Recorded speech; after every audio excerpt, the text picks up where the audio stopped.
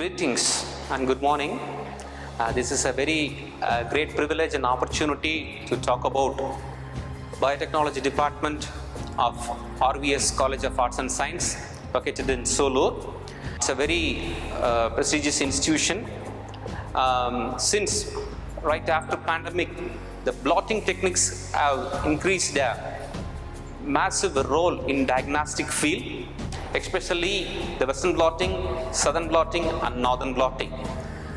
The blotting techniques is a key role to identify a challenging diseases ranked in HIV, HBV and rabies.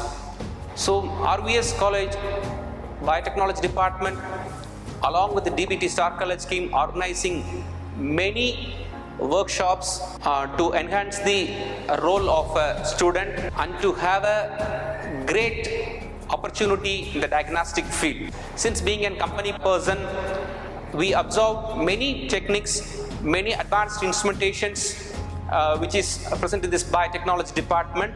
I request every student to utilize this opportunity during your post-graduation, which will be very helpful to our nation in the career development.